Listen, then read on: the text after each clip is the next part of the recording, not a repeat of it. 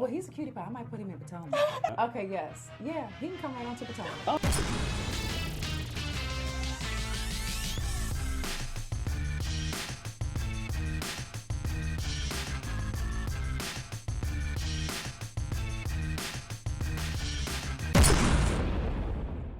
What's up, guys? It's your boy Richie Sky. We are back with another episode. Thank you guys so much for tuning into the channel. Listen, if you haven't already done so, make sure you guys hit that subscribe button down below. Hit that notification bell button so you can be clued into when we drop new content right here on this channel. Let's get into the news for today.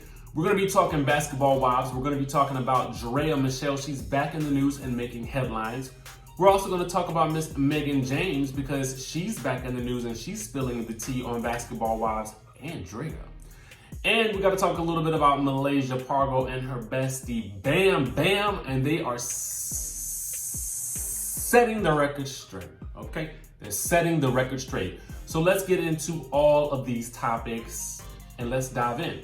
So Draya Michele is basically back in the news because she did an interview with E! News with Just the Sip with Justin, who is also from Daily Pop. Now, you guys may also know Justin from Real Housewives of Beverly Hills. He was at one point in time Kyle Richards' assistant, or what she called the lady sitter.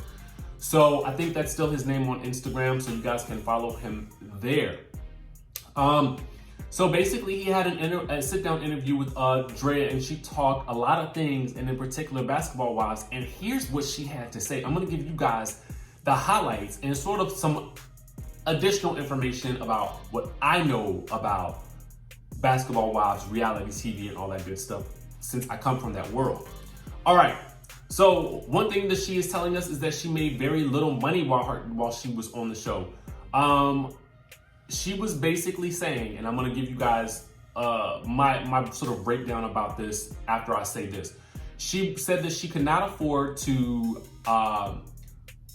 ship her Lexus from, she lived in Philadelphia.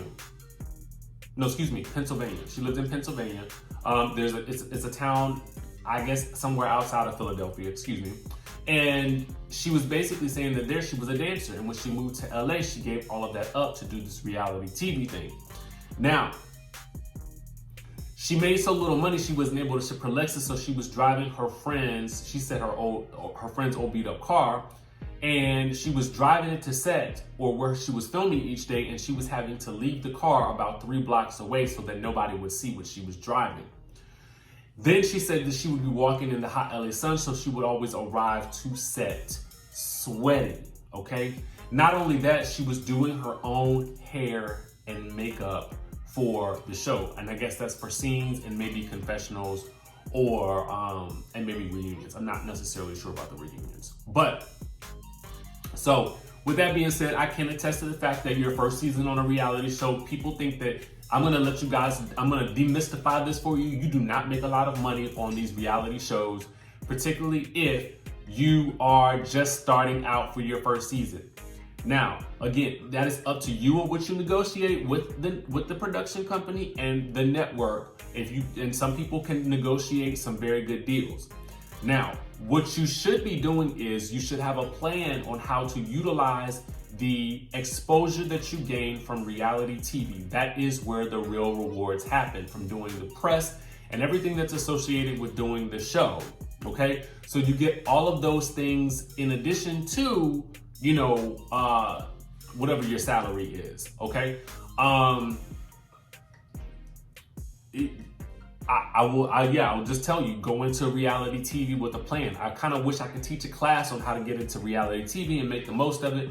Holla if you need somebody to do that for you, okay?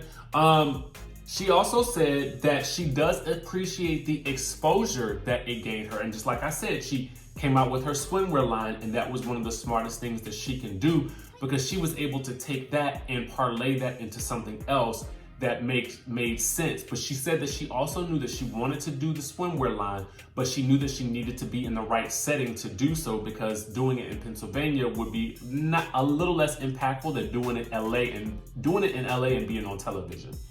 So there's that.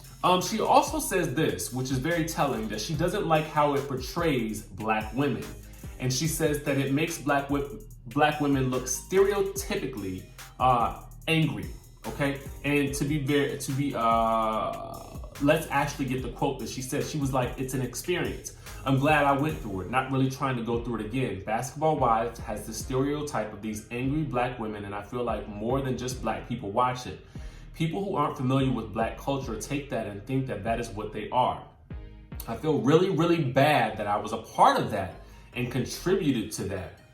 She also said, "Black women, we're queens. We're so much more than arguing with each other over stupid stuff. I never want people to think I'm this aggressive black woman because I'm not. I'm aggressive when it comes to my work, my business, but I'm not trying to fight you in the streets type of person. I feel like that show gave me that. I got pushed like to the limit where I had to bark back." So she's also saying that, you know, you have to know that when you sign up for this type of show, that you're pretty much signing on to a show that's steeped in conflict, okay? Steeped in drama and altercations. She says that now she's still trying to escape the stigma that Basketball Wives has placed on her as this sort of angry black woman that pops off. She's faced closed doors because of it as well. But I think the great thing about Draya is that she's been able to slowly but surely come up and glow up. And similar to Tammy, I feel like if you utilize this platform in the right way, it can take you places, just like any amount of exposure can do.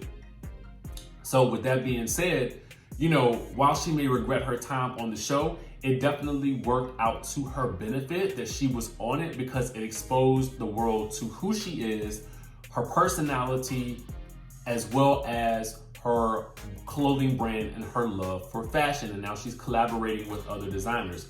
So the last thing that she said is that she's hoping to model her career off of Victoria Beckham, who, as we all know, was a part of the Spice Girls, but who no longer participates in many of the Spice Girls activities because she is more focused on her brand, and she's trying to escape the sort of look and feel that comes along with the Spice Girls.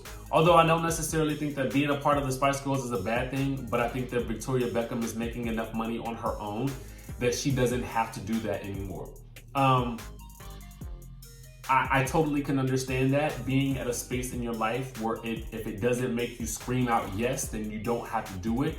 So I get it, Draya.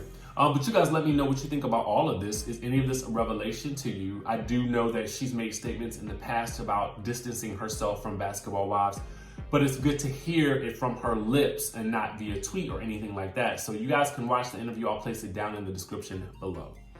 I want to talk, guys, about Megan James, because she's also back in the news. She was doing a podcast, and I'm not sure, I did not take the time to investigate every detail of the podcast, but it looked like one of the twins from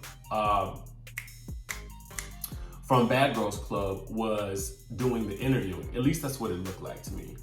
But you guys can judge that for yourselves. If I can find the whole clip, I will place that in the link in the description below. But basically what Megan is saying, the biggest revelation that I got from it was that for her, you know, she thinks that a lot of times she doesn't know why she wasn't invited back to Basketball Wives. I kind of was hoping that she would be.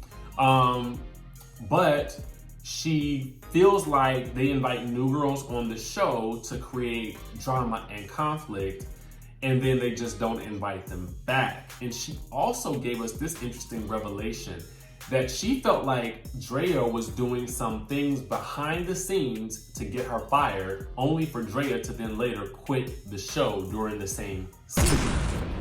So, a lot to unpack there. Interesting, very, very interesting. I don't know. What do you guys think about this? Do you guys think that Draya was trying to get her fired, or do you think that maybe, you know, Megan was just maybe paranoid?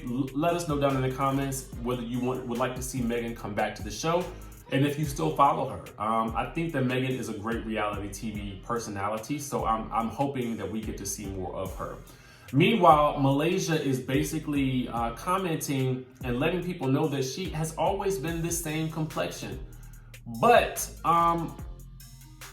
is she, I don't, listen, I guess What do you guys think? I mean, has her complexion changed? I guess she's trying to disprove this whole idea that she's bleaching her skin like OG said. Let me know what you guys think down in the comments. Does she look the same? Bambi, her friend, you guys remember Bambi from season 2 of Basketball Wives and now a cast member on Love and Hip Hop Atlanta. She's basically commenting that Malaysia has always looked the same. So what do you guys think? Let me know down in the comment section below. That's all the news that we have for you guys today, okay? Make sure you guys hit the subscribe button, hit that notification bell button, and then I will see you in the next video.